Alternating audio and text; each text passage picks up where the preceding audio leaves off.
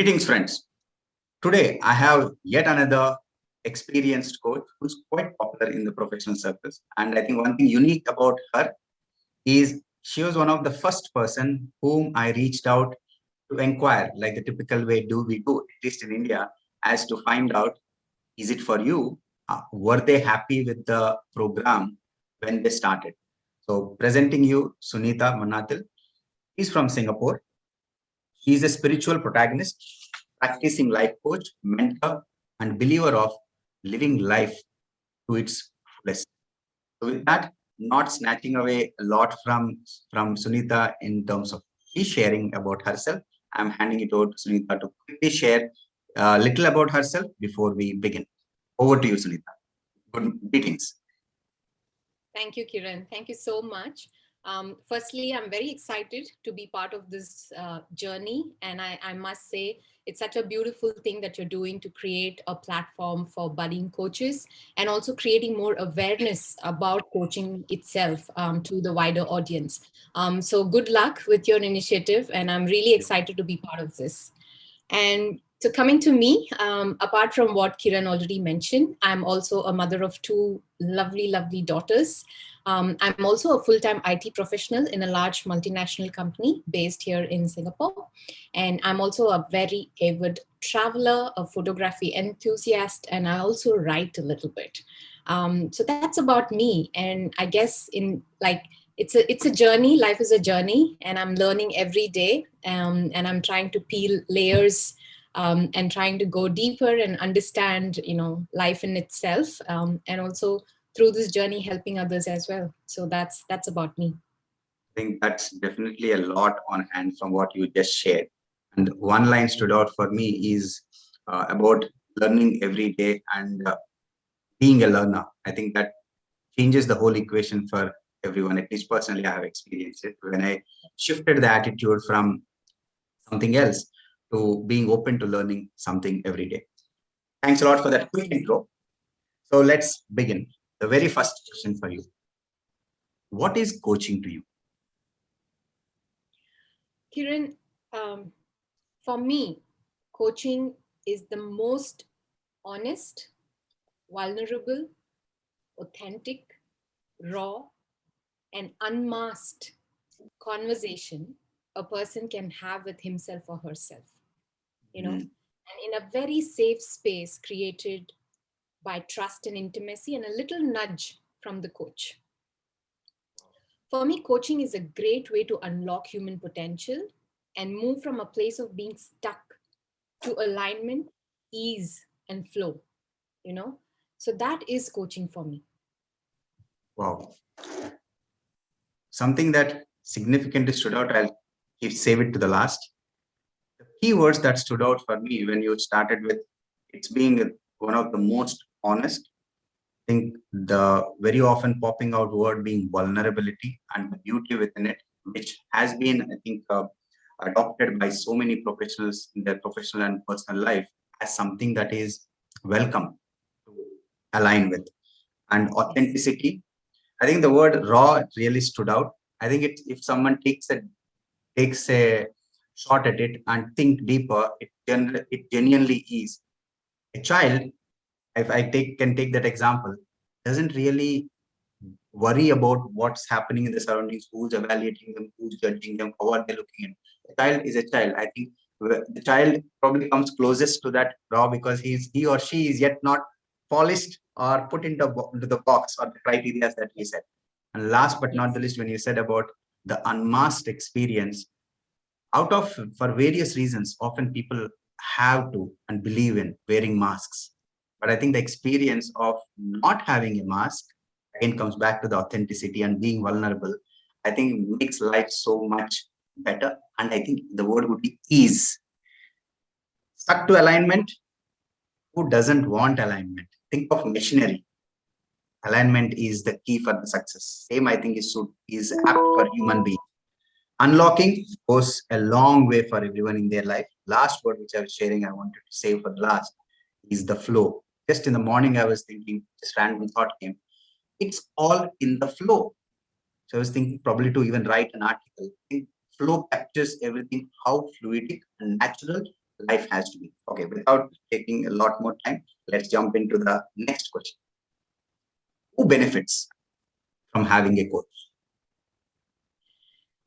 As you were talking through, a lot of things have come out in terms of the benefits for a person going through the coaching journey, right? So for me, coaching is such a powerful tool to leverage and can immensely benefit anyone who's willing to take ownership of their life.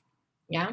So it is for anyone who wants to be very deliberate in their life and make very responsible choices, and typically move from just wandering through life and just life happening to them to actually co-creating the kind of life they want. Yeah. So, and Kiran, who's not without questions in life? Everybody's with questions. Everybody is in doubt of what is the right path for me and things. So the simple answer is anyone living and breathing and who's going through the rigmarole of life can immensely benefit from these powerful conversations. That line, anyone living and breathing, pretty much captures everything that's possible. And you said about it being a powerful experience. I think being often in the shoes of a coachee, I can personally vouch for it. It definitely can be a powerful experience for those who come with that intent. I think that's where it connects with what you just said. Anyone willing to take ownership. I repeat, anyone willing to take ownership, I think half the job is done. You also captured the essence when you said making responsible choices. How beautiful it would be if everyone start making responsible choices in their whatever age and stage of life they are in. And one last one was being co-creating own life. Think of it. Your life is in front of you. You have an opportunity to shape it. If you are a painter, paint it. So if you can see life in that way and you want to co-create it and you are given an opportunity to co-create, what would you like to do? I think that leaves many with that sense of belongingness to themselves and responsibility at whatever they do, and take ownership and take it from there. So with that, let's move to the next one. A very popular question. One myth about coaching. There are several. One that you'd like to burst today. Yeah. Interestingly, when I started off with my sort of wellness solution, I was kind of creating my website and stuff like that. One of the myths that was pointed at me was, coaching is for the elite and it's a rich man's luxury. And I was like, wow.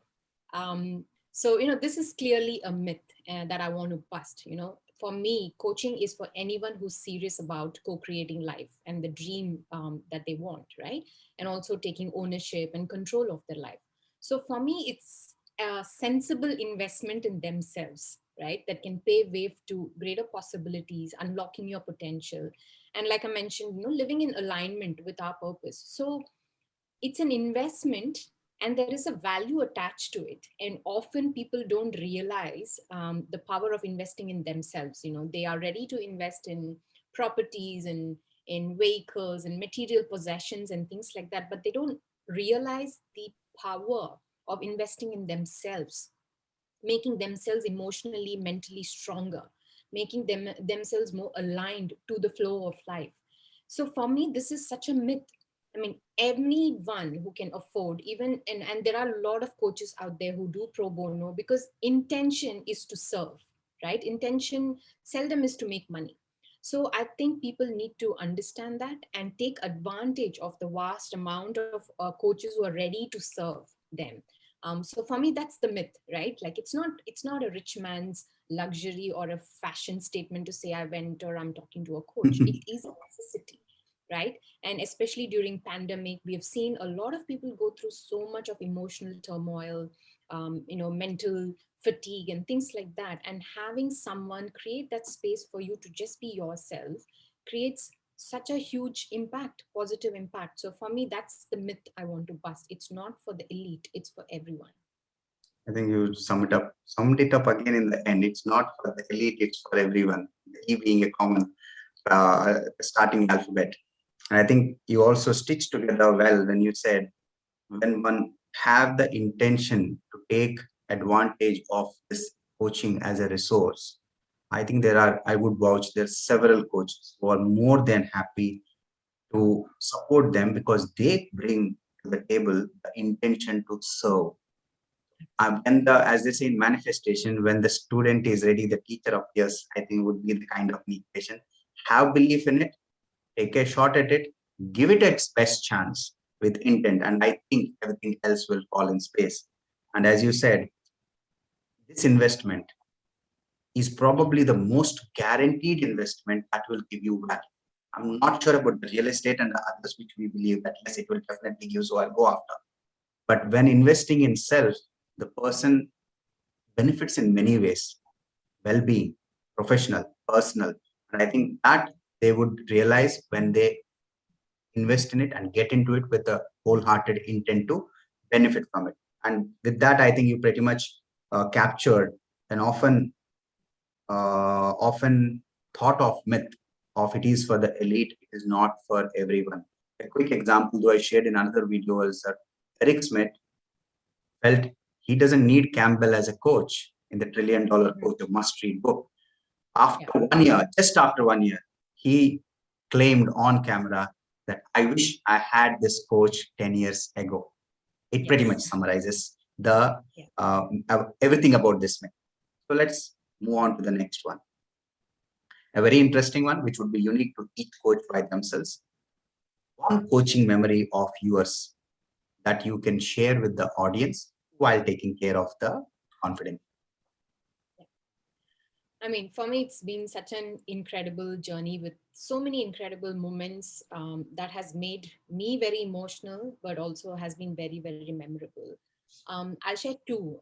One was with this client of mine who was so totally lost on what is the choice she needs to make in her life at that point in time between the career of her dreams and also the marriage or the love of her dreams.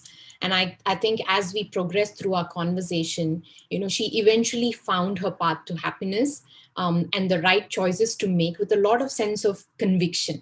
And I still remember that she made the choice and she wrote me this long note about how the conversation powerfully shifted her thought process in the right direction.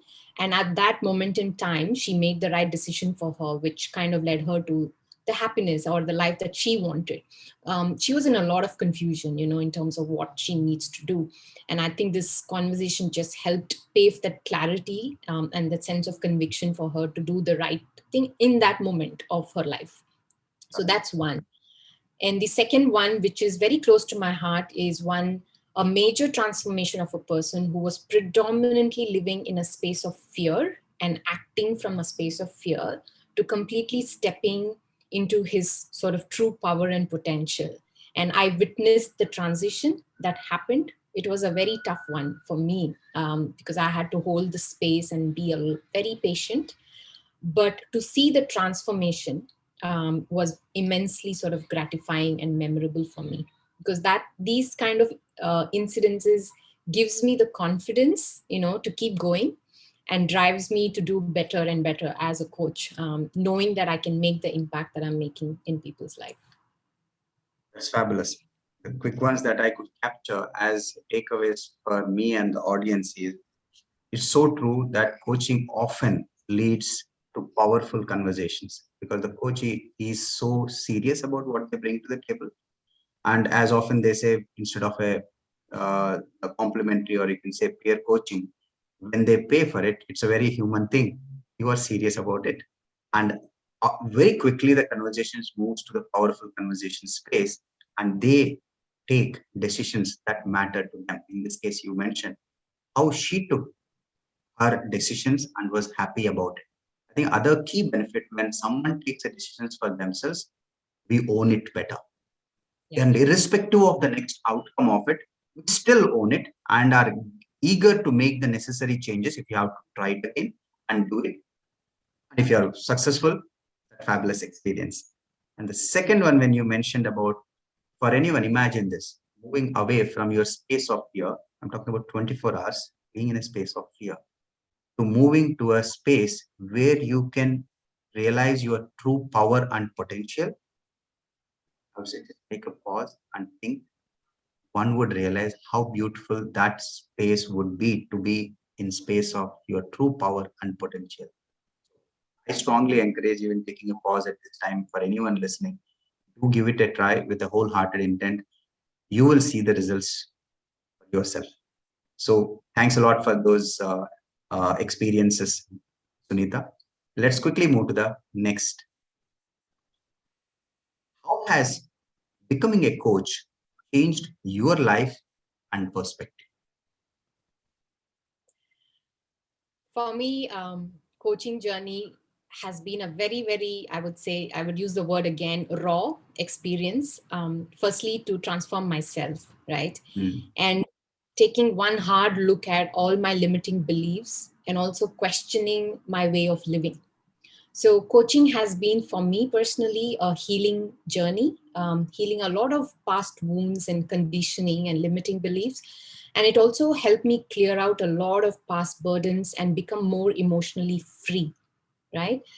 It still is a journey. It is like peeling the onions and going deeper. It's never, you never reach a point where you can say, okay, I'm done. And, I've arrived and this is it. Because there is more deeper trigger that comes and you are going back to your square one and sitting, oh my God, now what happened? So for me, it's that beautiful journey of going within, going deeper and deeper and realizing the amount of patience, potential, strength, and courage that you carry, which you didn't know of, right? And that uncovering happened to me as I became a coach for myself. Now, when I come to coaching others, I think I felt every time I have a coaching conversation, Kiran, I absolutely feel aligned to the purpose in my life. I feel this is what I'm meant to do. That real sense of peace arrives at me every time I finish a coaching conversation. And it's so immensely satisfying to know that you can create such deep, profound and positive changes in people's journey, right? So for me, that is what has changed becoming a coach. And I feel like the universe just conspired the situations and circumstances in my life in such a way that I arrive at this place. Never Fabulous. intended, but I arrived. I think one line probably to stand out you shared in the beginning now, and probably I will definitely share in the end is peeling the onions. The analogy you have given, it's so true. This is a journey that doesn't end till the curtains come down. So I think everyone should enjoy the benefit of that experiencing of looking forward to the next layer and not get stopped or get worried by the previous layers. So that's a fabulous way. And also in when you use the word the beautiful journey. In this case, I can relate from your body language itself also how happy and joyful you are when you share that. And like in the same coin, when a coachee comes with their subject of interest, they would be eventually making it a beautiful journey for themselves. I think it's a beautiful space coexist for the coach and coachee and enrich each other. And this one thing also coming out is the coach is also walking away with such a amount of contentment, joy, happiness of being there while that impact happened. So I'm trying to choose my words right as a coach that we as coaches often, as I said, the coach doesn't do anything. The Yeah. coachee does everything. And in this case, the coachee needs to be proud about herself or himself that they did everything. They took charge of life. They took the decisions and they take it from there. So with that, Absolutely. let's move to the next question. What is next for you in this coaching journey? I have big dreams, and SoulQ being my venture. I want to make coaching accessible to everyone. And when I say everyone, it's students to start off with, which I think they can immensely benefit. Young adults who are just starting off their life, and I link it back to the responsible choices because I often think when I was in my 20s, if someone would have guided me this way or I would have thought about it this way, my outcome or where I am now would have changed. So I feel as young adults, because we are so naive and we are so kind of full of life and energy, we don't really sit and think, what is it that we want or how does my 10-year look like? So I want to make it accessible for students, young adults, homemakers, corporates, and even entrepreneurs to help them sort of unlock the human potential. And my dream is to touch over 1 million individuals worldwide as I do this journey. That's my dream. Wow. I must say the wow once again when you use the word to impact million. I think also resonates with a similar goal of mine in a different context, but on the similar lines. So I think that's what human beings are truly capable of. You shared it in a line, and probably some do not uh, believe it is possible, but there are many who made it possible. And as often they say, what you believe, you go on to make it happen. So I think it all starts with that belief. All the very best for that. And I think one more thing that connected back when you said about that you would like to support the Yeah. students and young adults is that raw word I think connects back to the young adults and the student life where there is so much in them. I think energy brims in their body language, in their movement. Because I also admire sometimes when I see once in the 15 to 20, and in their movement, you can feel the energy.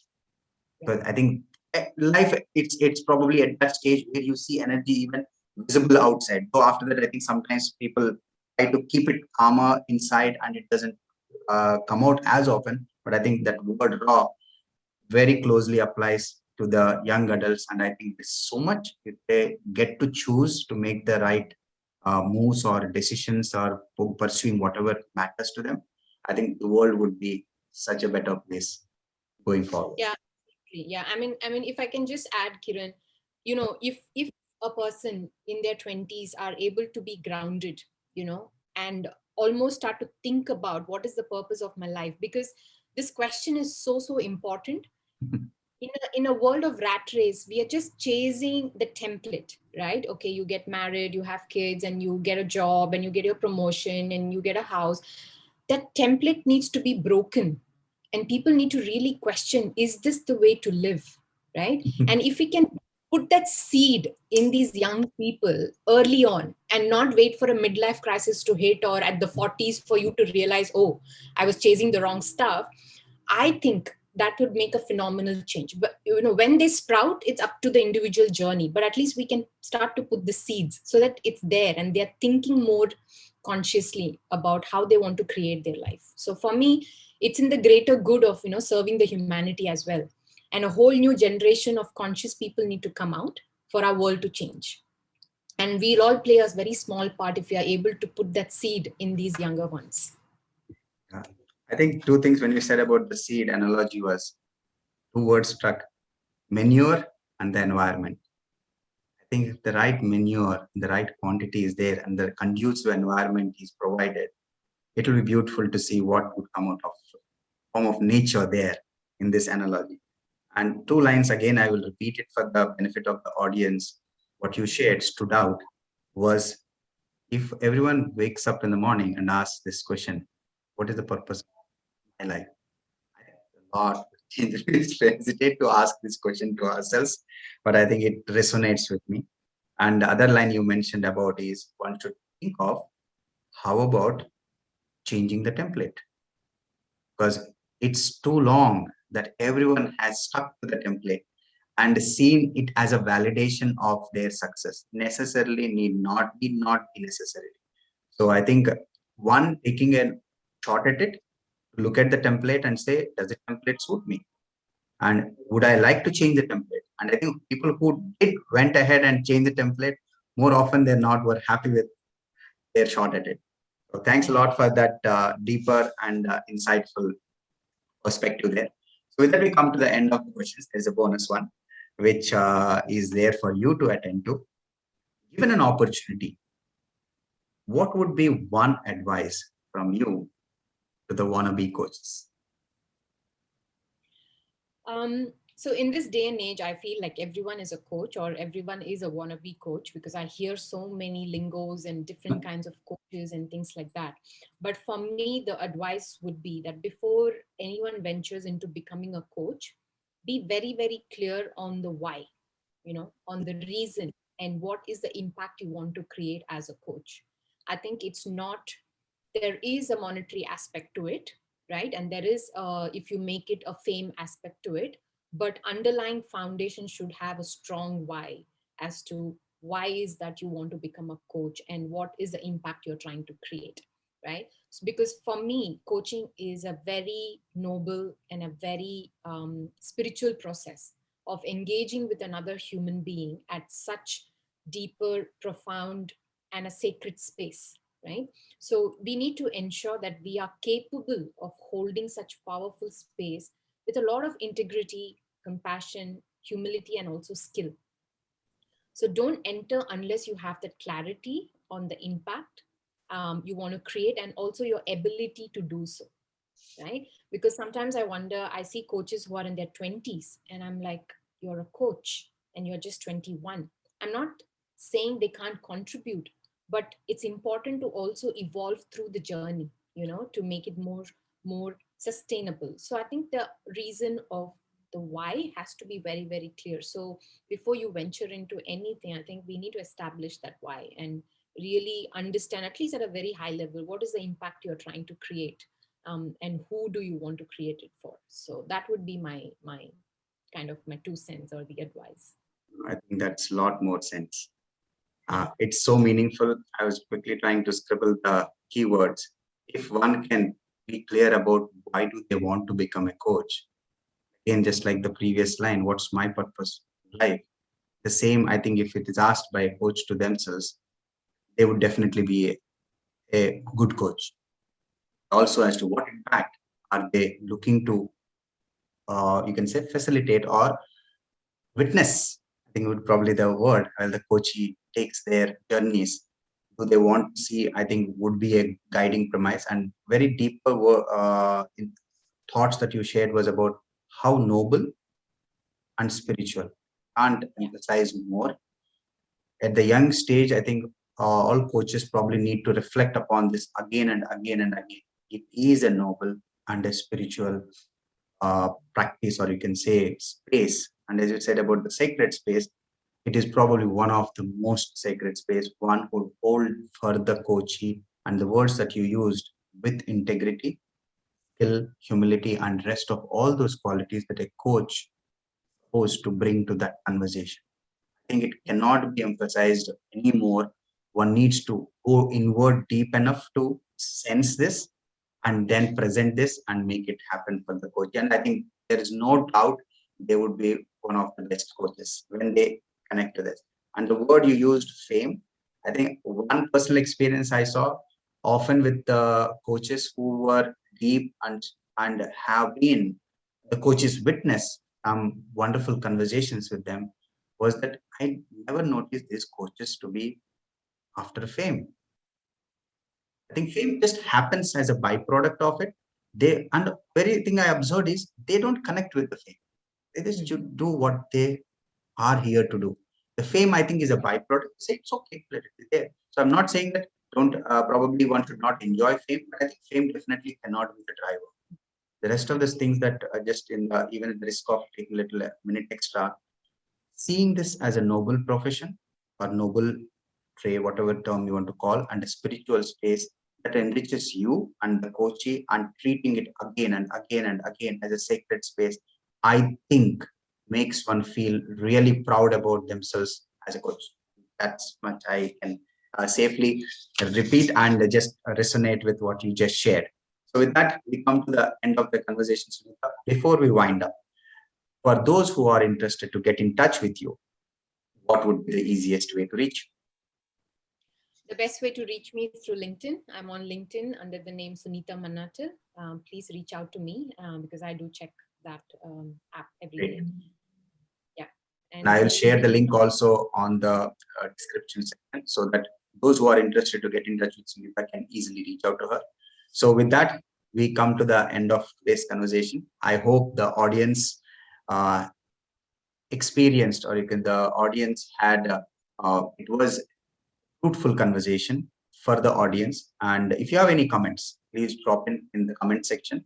Me or Sunita will get back to you. That's a promise. And if you have liked the conversation, if you feel someone else would benefit from it, please feel free to go ahead and share it. And like this video as well as if you subscribe, every next conversation, which we are hoping to have many more, you will get a notification immediately. Till we meet again with the next conversation, thanks a lot for being a great audience, and we'll see you with the next conversation. Please be safe. Take good care of yourself. God bless. Thank you, Sunita. Thank you, Kiran.